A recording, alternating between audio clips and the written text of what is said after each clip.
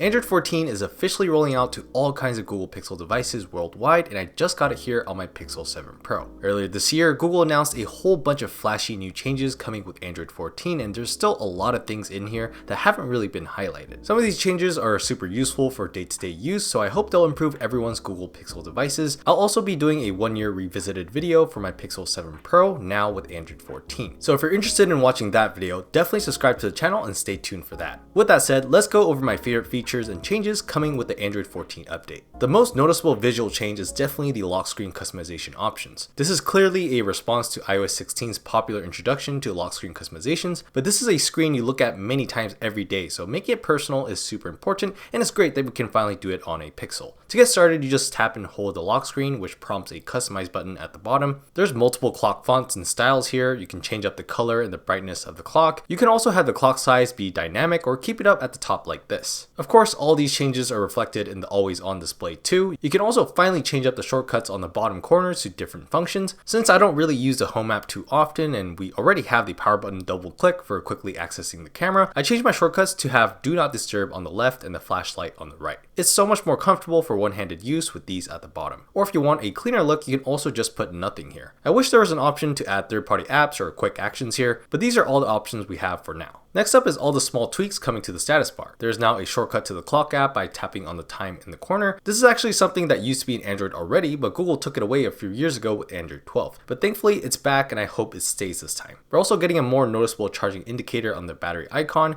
It's a small thing, but it's helpful since it's better at letting you know if you're actually charging or not. Speaking of notifications, we're getting some nothing phone glyph action here with Android 14. Flash notifications is a new feature that lets you use the display or the camera flash on the back as a notification indicator. Sadly, it only beeps twice and the light goes away, but it's nice to have that option. The screen flash isn't as appealing to me, but you can have your choice for flash color. One of the major things that's getting worse on the Pixel 7 Pro is battery life. Google knows this too, so they tuned Android 14 to be better optimized for battery life and general day-to-day performance as well. Android 14 also promises faster post-processing times and better image quality for the camera. So hopefully we'll get longer battery life, a smoother experience, and maybe even better photos on these Pixel phones as we use them long term. Google is also offering system APIs to determine your phone's battery health through the number of charge cycles and what percent of the original capacity it still has. Now, unlike iOS, you can't check directly in the settings just yet, but third-party devs can use this API now, so you'll be able to see this through third-party apps. What is coming to the settings is your phone's year of manufacturing. Go to settings, about phone, and select model. You'll see the year right there. Now, battery health and year of manufacture might be a little nerdy, but these will be super helpful for selling and buying used phones.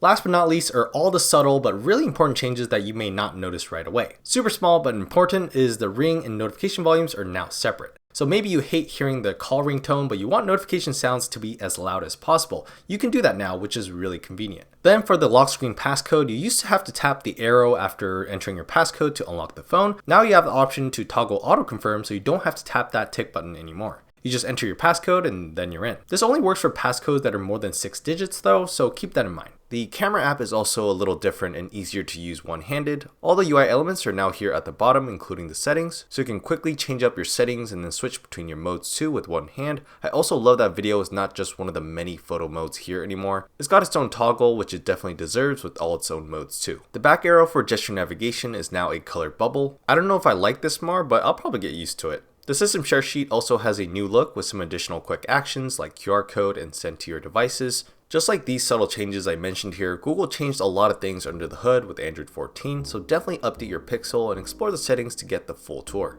So those were my favorite Android 14 changes coming to my Pixel 7 Pro. I'm pretty excited to further test this out as a daily driver. Keep in mind that all these changes are coming to other Pixel models as well, so go try them out yourself. Let me know down in the comments what's been your favorite change or feature. Again, I'll be doing a revisited video on this phone now with Android 14, so make sure to subscribe to the channel to stay tuned for that. Thank you so much for watching, and I'll see you guys on the next video.